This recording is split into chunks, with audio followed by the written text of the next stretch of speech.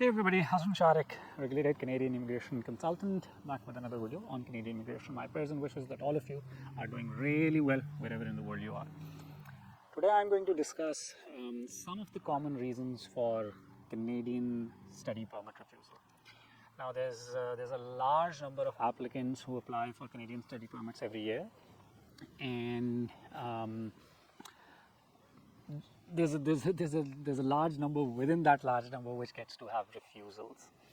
There are certain refusal reasons which are common. So we'll have a look at some of them, and I will try and give you some insight as to what can be done to avoid these refusals.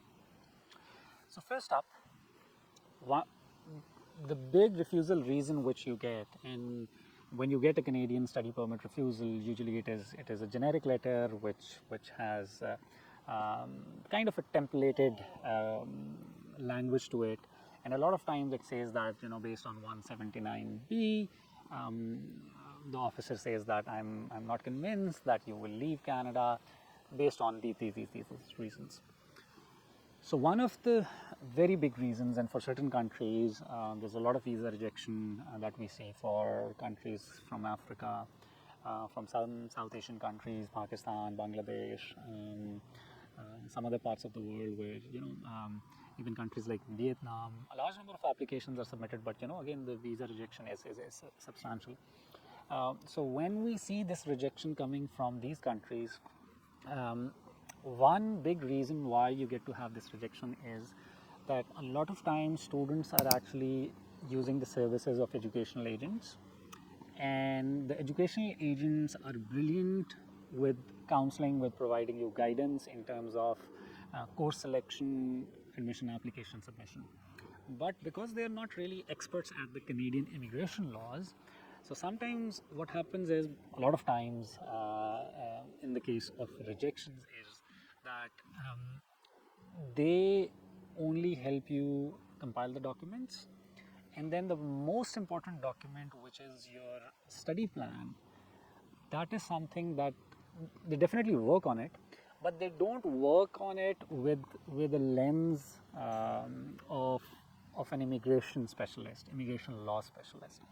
So although they've helped you with in the study plan with mentioning that, you know, why you're interested in this program, why this program is brilliant, but some of the important aspects that the visa officer is looking at, they've not really catered to those.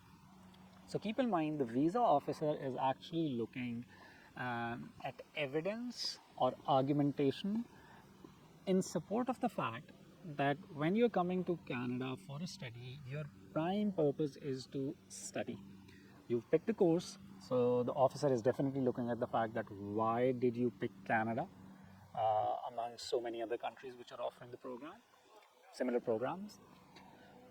Secondly, did you do a bit of a research about the different institutions which were offering this particular program in Canada? Now, why did you pick this particular university or college in this program? Also, the program that you picked, how is that program sort of related to your current educational and professional standing? And what do you think, and what evidence are you able to provide that by doing this particular course, moving forward, this will help you professionally? You know, so this is something that visa officer is looking at, is looking to look at through the evidence that you provided. This can be different documents that you provided, the study plan that you have, the evidence that you mentioned in that. So the officer is looking at that. And then the officer is also looking at the fact that once you complete this study, what is the likelihood that on completion of your study, you will go back to your home country or country of residence from wherever you're applying, and not try and overstay in Canada beyond the study visa that is granted to you. So, you know, how can you prove this? There's no one magic formula to prove this. But first, as I mentioned, that there has to be relevance created as to why you picked this particular course and how will this help you professionally. Say for instance, if you are a professional with 5-6 years of experience in engineering, and now you're saying that you want to do a master's of engineering, you can clearly say that by doing a master's of engineering, this will first upskill your current skill set. This will help you probably land into managerial jobs. You might be working somewhere, so I get to have a lot of clients who apply from Middle East, and they're working in engineering jobs, and now they've reached a position where they need a master's degree to become like a manager or supervisor within their own company. So you have to clearly establish that. You have to provide evidence. Sometimes we attach job ads which clearly state that somebody working in oil and gas sector, or somebody working in say brand management, now to become a manager. The job adverts that are being posted in Saudi Arabia or in Pakistan or in UAE, they actually require somebody to have a master's degree, and this person doesn't have a master's degree. So it clearly substantiates that professionally they need this. So that's one, that what outcomes are probable once you complete this master's degree or whatever proposed degree. And secondly, you have to provide evidence that what are your connections with your home country or country of residence, which will sort of compel you, or on a balance of probabilities, which suggests that you will go back to your home country once you finish the degrees. Now, this can be in the form of your family ties, depending on your circumstances. If you're married, maybe your kids and your spouse is back home, you have other family. Secondly, your economic ties. So definitely, if somebody has assets in their name back home, they're likely to return back. So the family ties, economic ties, your past travel history, all of this helps in convincing the officer that the likelihood is that you'll come back. So, sometimes what happens is that you have all of these, but you've not really presented it in a way that probably the officer is going to look at it. Number one. Number two, one major mistake again that happens if a lot of times when you use an educational consultant only and they're not focusing on this, is that in your study plan, sometimes they would not be bothered if you mention that once you complete your studies, you're going to probably look for jobs in Canada, stay back in Canada, because Canada is a brilliant country. And this is again, as I said, that the visa officer, immigration officer is looking at certain things from a very critical eye, and one of that is that they, on a balance of probabilities, they don't want somebody to be using study as a means towards settlement in Canada, immigrating to Canada. Your focus should be studies. So yes, once you complete your study and you get the postgraduate work permit, you have the opportunity or the option of staying back and trying your luck with the postgraduate work permit and then maybe PR.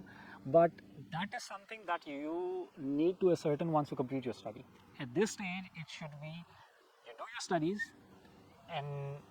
and you come back to your country of residence or country of origin, and this study should possibly help you acquire a better professional position or standing in your country of residence. And it should be a justified ROI that if you're spending $30,000, what are you expected to regain in next 2 to 3 years once you finish your studies and come back.